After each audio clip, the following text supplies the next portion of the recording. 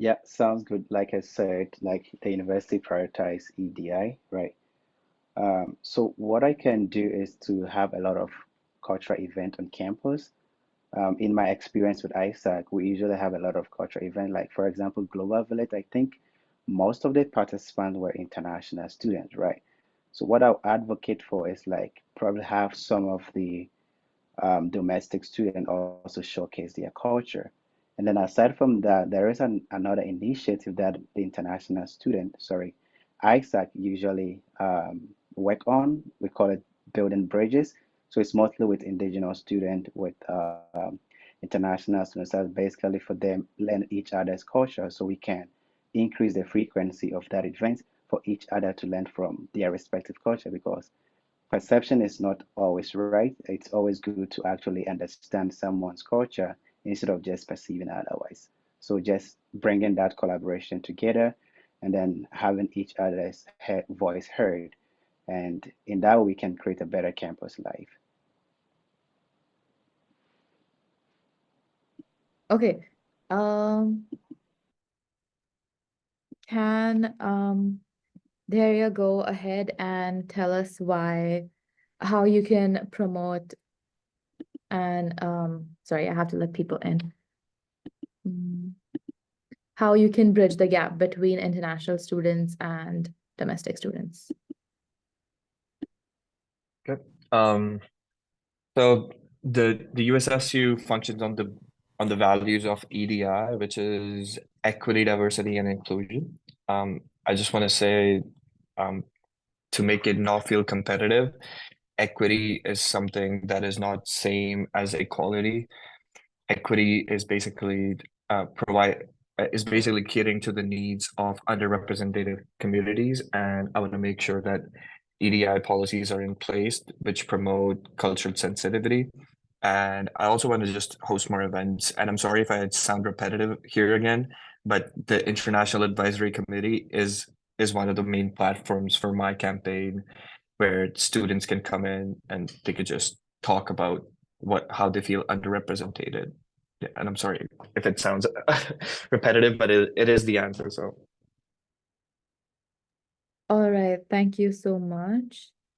Can Ilona go next and please talk about how you would bridge the gap between international and domestic students?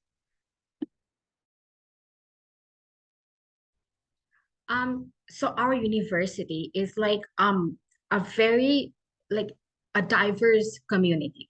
And I would say that is one of my main platform points where I said that my first goal that I'm trying to work on is to create more safer, like more spaces for inclusion, for example, where people of diverse background can come and then they can socialize and get to know each other and then host events where people can know more about their cultures because there's like a lot of festivals for different cultures. And in order to not give that sense of competition between these groups of students, I would say the best way is for these two groups to see that how much they have in common, other than the fact that one came from overseas and other was just they grew up here, right? So in that case, the most important point to bridge that gap is to make sure that they know that they have everything in common, and it's just that they belong to the university and they're a student of the university. Okay, thank you so much, Ilona. Can Upkar go next and please tell me how you would bridge the gap between international students and domestic students on campus? Okay, so one of the major things that people look when it comes to international domestic students is by the sense of competition. And I would say that competition is something that must not be promoted. Now, the question of competing arises, it's the major reason for that is the communication gap between the international domestic students.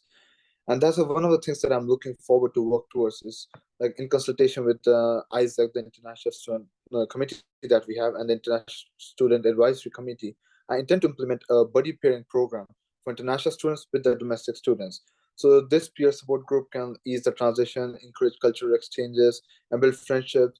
Kind of like promote a healthy growth environment for like every student in general, irrespective of whatever background they're from. And like everyone just go towards a common goal of success, and they don't think about the differences they have with one another.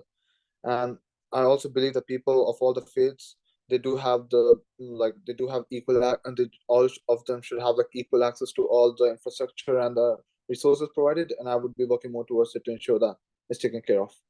Thank you. Thank you so much, Upkar. Can Elizabeth go next? And please tell us about how you would promote the Bridge the Gap. Sure. So I think academic resources are generally available to all students. Like there's the library, writing center, the learning hub, USSU help center, AES, academic advisors. But just because they're available to all students doesn't mean that they're accessible or equitable for all students.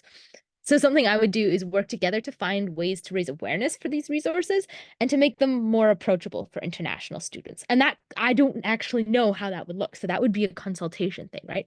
Maybe it could be the physical location, such as having AES centralized. That's actually something I'm currently part of a bunch of meetings and discussions with the university about having AES have a centralized office that would make it so much more accessible.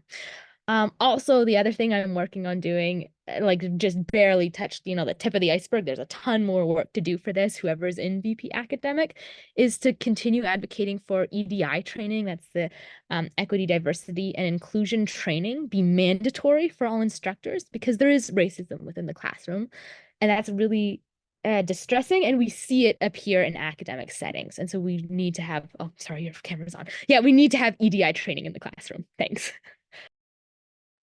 Okay, thank you so much for answering and noticing that my camera was on. Next, Leah, could you go next and please tell me how you would bridge the gap between international students and domestic students on campus? I feel that it is very important to bridge the gap between international and domestic students. And one of the ways that I plan to do that is by organizing events which connects both international and domestic students, like multicultural, diverse academic workshops where guest lecturers from all different countries, they come together to explore academic topics from all different countries, and in a way can start conversation between domestic and international students. Another thing which I'm also planning to do is a campaign known as textbook trade campaign, where graduating students can come and sell their textbooks at affordable price to students in need, which can again cause international and domestic students to come in an environment where they can, talk and have a sense of community. Thank you. Those sound like wonderful ideas, Dia. So the next question, I'm not sure if Krunal is in the meeting. If not, we'll just continue without him.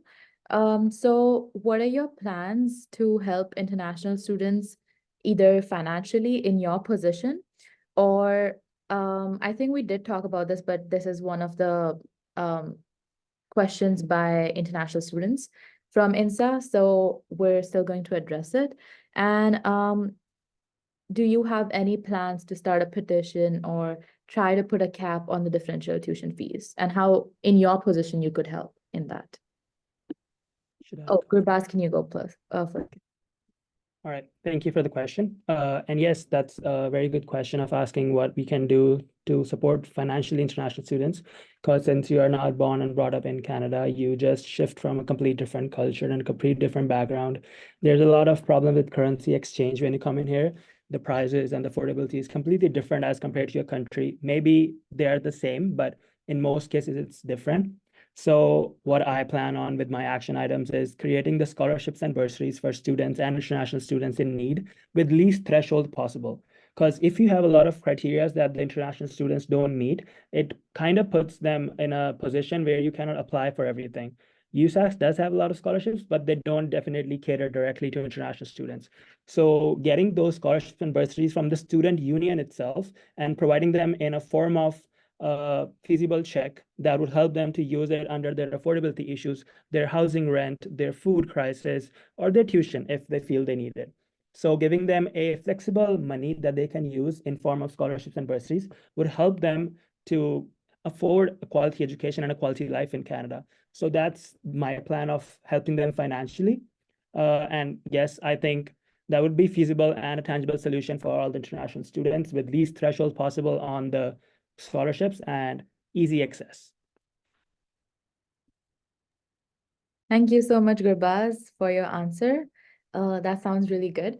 I wish I was a student longer on the campus. But anyways, moving on, Moses, could you please tell us how you would help ease international students' tuition burdens or help them financially in any way possible? All right, sounds good. So what I can do is I can't advocate for tuition decrease, but what I can do is to work with the presidential candidates to actually lobby more tuition and then bursaries for international students, and also try and then talk with the provincial government to actually donate more to the international education program, because I know there is a scholarship that is going on, the SIO scholarship. So I guess it is something that actually help fund international students. So what I can do, working with the other executive, is to actually have a dialogue with the provincial government and other donors to donate more to that fund to actually help international students. So, and if possible, work closely with stakeholders and also create the awareness of scholarship that will be available for international students, and at times to collaborate with the awards teams to actually um, lessen the requirement a little bit, because at times the requirement to apply for some scholarship is kind of outrageous. So I guess trying to kind of make that a little bit flexible to encourage international students to apply. Thank you so much, Moses, for your answer. Next, Daria, could you go next and please tell us how you would help in your capacity? I understand that scholarships and financial aid is something that is not part of the Vice President's Student Affairs portfolio, even though I do work with the International Student Study Abroad Center. I would love to raise awareness towards more need-based scholarships. There's already a lot of bursaries, a lot of scholarships that are going around, something I was not aware when I came to the university. But I would love to work with any of the candidates, if I get elected, if they get elected, to work on something. This year, the USSU has already brought up the USSU executive sponsorship, and something like that catered to international students would be wonderful. But for now, I cannot give you a concrete answer. Thank you for your honest and really good answer. Ilona, could you go next and please tell us how in your position, how would you help international students and ease their tuition burden or different areas where they need financial help? Thank you for the question. And realistically, I'm not directly involved with that, but if I am to support the international students and like the rise of the tuition, then my first point would be to be working with any of the presidential candidates. And then secondly, what I can do is like the USSU exec they did this year is like having the USSU scholarship. I can advocate for more of that because that is like going to be very helpful for like a lot of international students.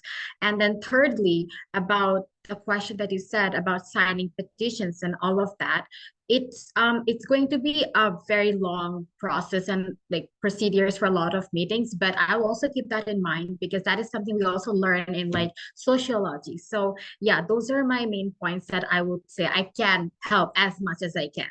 Thank you. Thank you so much for your answer. Can Upkar go next and please tell us how you can help? Okay, thank you. First and foremost, like I'm all to advocate for like affordable tuition, but I can't promise that I'll surely decrease tuition, I can put a cap on it. Like my portfolio, that the position that I'm running for, it caters to ensure that their well-being and in terms of like making things affordable. So I intend to work towards affordable housing and food security. And I feel like I also intend to work with community organizations to see and to get some support from them in terms of that if they can sponsor some scholarships or bursaries for international students. Working as a position in the student affairs, working with the different communities and organizations does come under the job portfolio. And I further intend to collaborate with ISEC to arrange some fundraisers from time to time, if that can be possible. And I think so those are certain things that I will be able to do that can help international students with respect to the finances. Thank you. Thank you so much for your answer, Upkar. And Elizabeth, would you go next and please tell us how you can help? For sure. Okay, so one of the main things that the VP academic role can do is advocate for OERs. Those are open educational resources.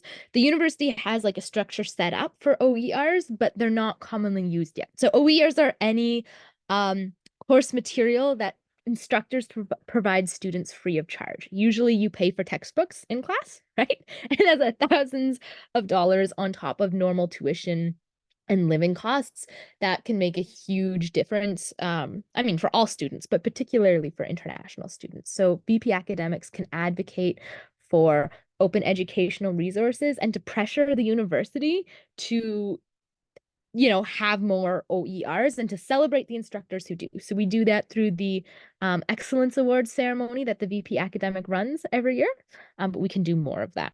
We can also continue advocating for scholarships. So the Vice President Academic Affairs sits on the university's Awards and Scholarship Committee, and we are the only undergraduate student on there. So we can advocate for better scholarship and award criteria that applies for more international students. Thanks. Thank you. That's an amazing answer. Dia Kamar, can you please go next and tell us how you can help in your position?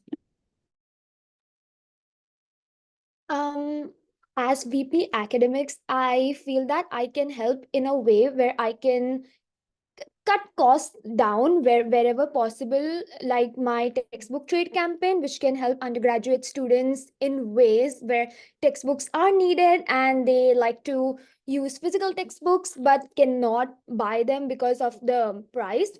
And again, also what I really echo what Elizabeth said, that we can always advocate for more open educational resources. For me, my actionable plan would be to actually provide financial aid and incentives to professors who will who are planning to do that, so that they get a motive to actually do that. So yeah, my textbook trade campaign and actually providing incentives and financial aid to professors can help make things affordable. Okay, thank you so much, Dia. We come to the end of the meeting, and the last question is, what are some changes students can see on campus if you get elected? So this depends on your position. I think one of the questions for VP academics was, how would you deal with like academic misconduct? And that depends on I think it's different for international students because study permits and all those laws and stuff are involved, which domestic students do not have to worry about. So how would you deal with that? And for VP Finance and Operations, how would you make policies more transparent? And yeah, so what are the things that students will notice if they elect you? And Gurbaz, can you please start? Okay. I thought that was your directing questions to personally them, but yeah, I can go ahead. So what kind of physical and inside changes that you would see was increased number of bursaries and scholarships. As soon as I come into the role, I'll start working on it. I have already laid the foundation being in the exec and started working on it, got some exec sponsorships and scholarships out already, and just start working on it and get it done as soon as I come into the role, bring those scholarships out, and getting the food hamper services accessible, because a lot of students are still not aware about it. So just campaigning about it and making it less sensitive of an issue, because some students still feel like food insecurity is something that they do not need to bring it out. They feel shy about it. So just presenting it as a common ground and telling students about it, creating awareness campaigns about it, and then they would see that how food insecurity is handled by USSU in such a tangible manner, and giving the funds that are required to make it, that kind of changes would be seen ASAP. Bridging the gaps. As soon as I come into the role, I would start putting out calls for diverse events and then promoting students and then trying to bring out the collaboration that is required from different aspects and different sectors on campus, bring them together so that by the end of September, as soon as we start the school year, there's a sense of community, and then we can cater that community and use that to build those gaps. So those are some things that you will see me as soon as I come into the presidency. Okay, thank you so much. Moses, would you like to go ahead and say what are the changes that could be visible next year? Yeah, sounds good. So in my own experience, when I started, I think before COVID, we used to have like direct buses. I was living at the west side by then. So for example, if you're living in Kensington, there is a direct bus route from Kensington to University of Saskatchewan, but then have to go through downtown first. But for now, you have to transit at downtown. So what I'll advocate for as part of my operational efficiency is to bring this policy back again to have that complete bus terminal on campus, and also increase accessibility to areas that don't have that kind of accessibility issues now. And having said that, I guess trying to negotiate with stakeholders and that of Saskatchewan Transit to improve accessibility to those areas through student petition, because I've done something similar before in my college where in 2019, 2020, I had a student sign petition to get rid of a course in Edward School of Business, and thankfully that was successful, and I believe I can do that again this time around. All right, thank you so much. Next, can Dharia Mehta go ahead? And I'm gonna change my location because I'm getting kicked out of a room. So please don't mind if I take a couple of minutes to adjust. Yep. As for physical changes on campus, one of my biggest points for this campaign is lifting up community engagement and sustainability. Lifting up community engagement is something that I've noticed everyone on campus has been suffering from for like the last 2 years, ever since after COVID, because there's really no need of coming off campus and engaging with each other. Something that I do want to do to tackle this is an increased number of events. Just keeping high attendance events like the trivia nights hosted this year, like the summer games or silent discos. I want to bring in some more events like an inter-college cup. So there's more of a sense of community among students. Also, I want to push more professors to be interactive, and so their classes rely on student interaction. This will influence students to come into classes and build connections. Some classes that I've attended this year and I'd love to attend all year round are the ones which have the most interactive sessions in them. Also, we've seen an increased engagement in all the USSU centers by promoting the facilities they provide, by promoting these services. I want to uplift how students engage with faculty and just amongst themselves. Okay, thank you, Dharia. Can Ilona go next, please?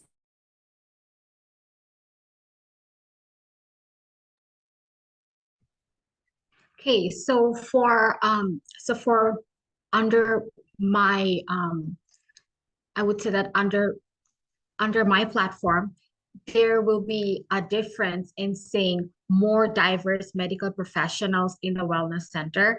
And then secondly, you will see the gap between the domestic and international students being like it getting reduced a lot. And then thirdly, you will see I'll be advocating more to plant more trees as a part of the sustainability project by the United Nations that our university is a part of. So you'll see like students being more enthusiastic to plant more trees and like getting to know how to like take care of trees and all of that, which is also like a very good thing for as a hobby, because a lot of people are suffering from mental illnesses. So they would be very benefited from that. Fourth is that you will see that a lot of other students using bikes, because I think that is also going to help with the sustainability project, because I'm going to advocate get students more bikes as gifts with whatever events they win. Fifth, I'm also going to work on the accessibility by collabing with the presidential candidate to have more accessible sidewalks, because a lot of people, especially who use wheelchairs, they cannot access the roads, especially in winter, because it is so bad.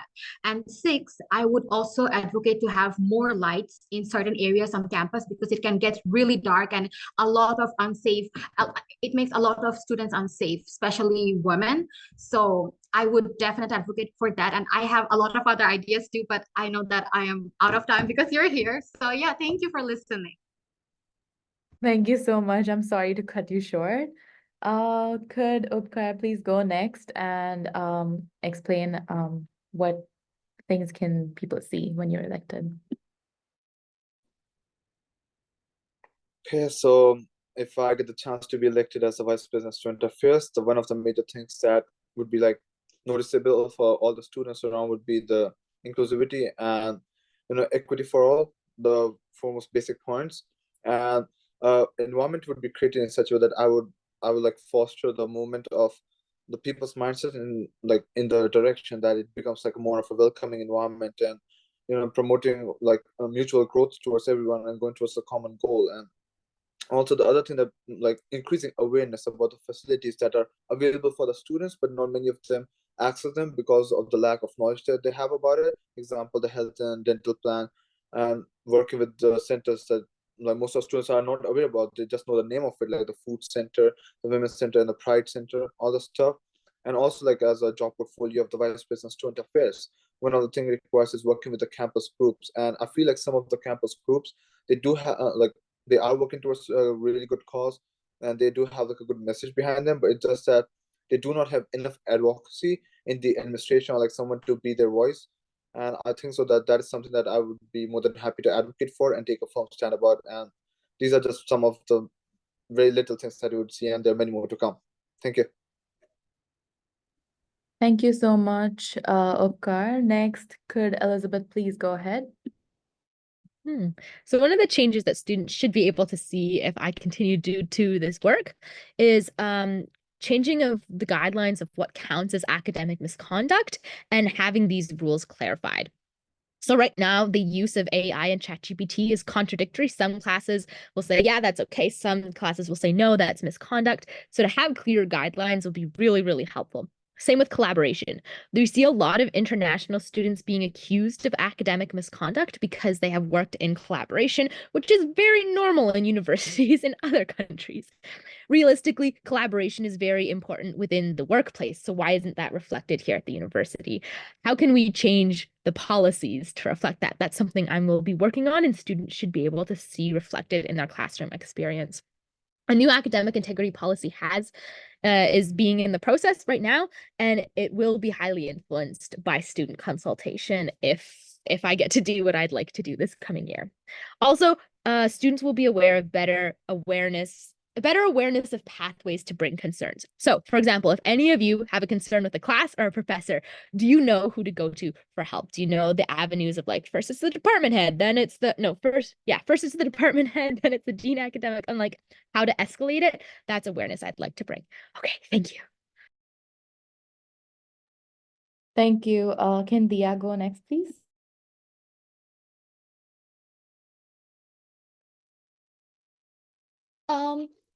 If I get elected and under my platform, what actionable change that I really want to see in terms of international students is the academic misconduct that they face. So I want international students to feel heard and supported when these kinds of unfortunate situations happen, and they should feel that okay, they have someone to go to. And I actually want to work with higher administration to be more transparent and be more transparent when all of these happens. If someone is accused of academic misconduct, they should know promptly and not after like months of passing the same course. If if we see about international students, they should also have the chance and opportunity to register for another course if they have found guilty of an academic misconduct, just so that their student visa status is maintained over here. And these are just some few of the things that I'm gonna work. And of course, planning more interdisciplinary events where collaboration and to foster a community. Thank you. Okay, thank you guys. That brings me to the end of this meeting. You can all put on your cameras. So I know that a lot of questions were repetitive, but the thing is, I think a group has to work together and a lot of people have to collaborate. And for international students, not just one position, but all the positions that's being elected needs to work together to promote a sense of security and belonging on campus. So those are the reasons why I asked all those questions to each one of you. But thank you so much for taking the time to attending this meeting, because this was really last moment. But thank you so much for attending the meeting and spending your time in this conversation. And yeah, that's the end of the meeting. Thank you so much. Thank you. Have a good day. Bye. Thanks for inviting us. Yeah, no problem. Thank you, Kansha. And I think we have the same glasses. Oh, thank you. Yeah, we do. Okay, bye. Bye. Thank you, Akansha, for organizing this. No problem. Thank you.